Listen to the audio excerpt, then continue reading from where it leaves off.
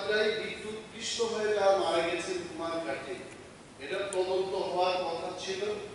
তদন্তে কি বেরিয়ে আসছে যে এখানে বলবেন, এটাও ছিল।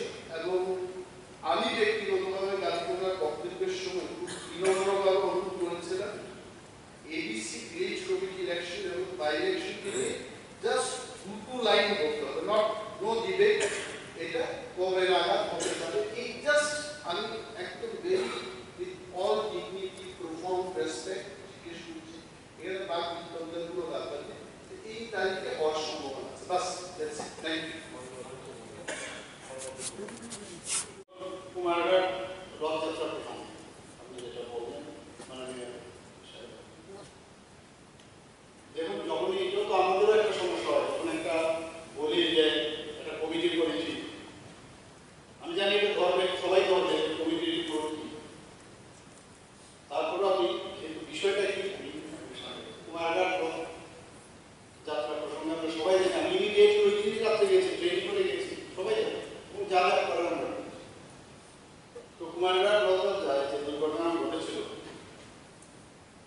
আমাদের সরকার একটু উচ্চ পর্যায়ে নির্দেশ দিয়েছিল, আমরা সবাই জানি, রেভিনিউ ডিপার্টমেন্টের মারফত তদন্ত করা হবে। কিন্তু তদন্ত রিপোর্টটি মূল্যায়ন করে দেখা যায় যে তাতে আরো বিচার বিশ্লেষণের অনেক সুযোগ রয়েছে। একটা এসছে কিন্তু আই এম নট স্যাটিসফাইড, এটার মধ্যে অনেকগুলো আমার কাছে কিন্তু পরন্ত আছে। আমি বললাম যে আবার এটাকে আবার অতএব দপ্তরকে পুঙ্খানুপুঙ্খানুভাবে পুনরায় তদন্ত করার নির্দেশ আমি দিয়েছি। নিশ্চয়ই আমি দেবো, রিপোর্ট আপনাদের দেব, যাতে করে ভবিষ্যতে কোনো অপ্রীতিকর ঘটনা না ঘটে। তার জন্য ইতিমধ্যে সরকার রেভিনিউ ডিপার্টমেন্টের মাধ্যমে একটি নির্দেশিকাও জারি করা হয়েছে। এখানে একটা কপি আমার কাছে আছে, যদি আপনি চান এটা।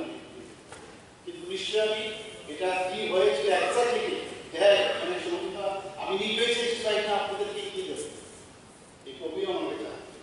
আমি চাই যে তাড়াতাড়ি হয়, মাঝে মাঝে দেরি হয়, সে আমি বলেছি যত তাড়াতাড়ি সম্ভব এটা রিপোর্টটা যদি আমার কাছে আসে, নিশ্চয়ই আমি